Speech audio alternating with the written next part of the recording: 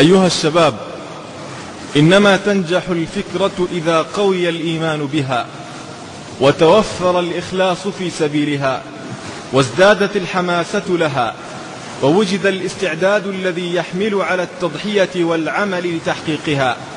وتكاد تكون هذه الأركان الأربعة، الإيمان والإخلاص والحماسة والعمل، من خصائص الشباب، لأن أساس الإيمان القلب الذكي، وأساس الإخلاص الفؤاد النقي، وأساس الحماسة الشعور القوي، وأساس العمل العزم الفتي. وهذه كلها لا تكون إلا للشباب. ومن هنا كان الشباب قديما وحديثا في كل أمة عماد نهضتها، وفي كل نهضة سر قوتها، وفي كل فكرة حامل رايتها.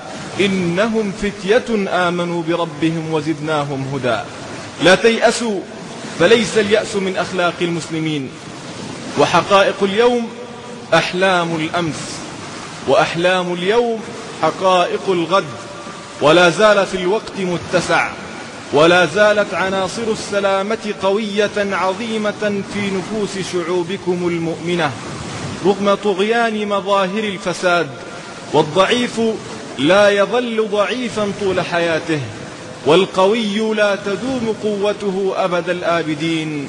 ونريد أن نمن على الذين استضعفوا في الأرض، ونجعلهم أئمة، ونجعلهم الوارثين.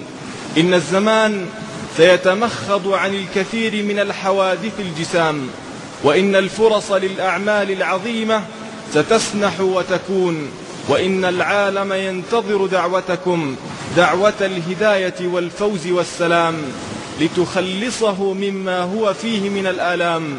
وإن الدور عليكم في قيادة الأمم وسيادة الشعوب، وتلك الأيام نداولها بين الناس، وترجون من الله ما لا يرجون.